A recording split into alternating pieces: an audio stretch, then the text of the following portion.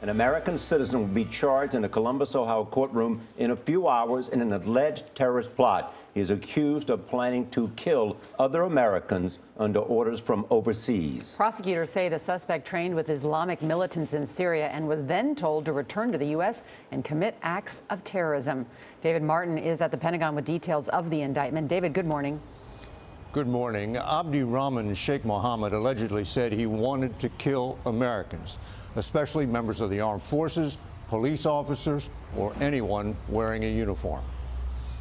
According to the indictment, Mohamud, a 23-year-old naturalized American citizen from Somalia, said he wanted to go to a military base in Texas and kill 3 or 4 soldiers execution style.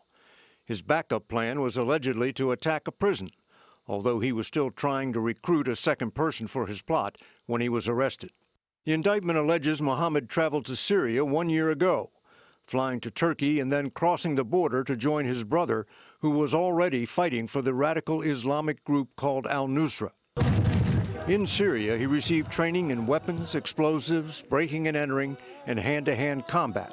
But before he could get to the front lines, Mohamud was recruited by a cleric to return to the U.S. to carry out an attack.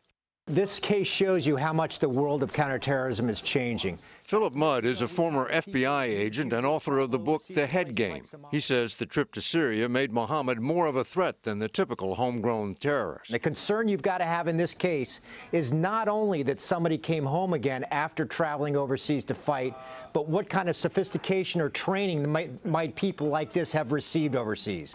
Counsel?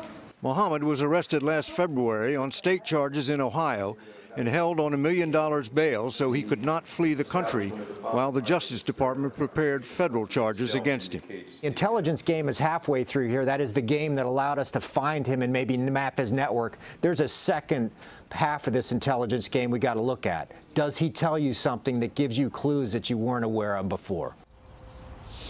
Mohamud is scheduled to appear in court this morning in Columbus, Ohio, and his attorney says he will plead not guilty.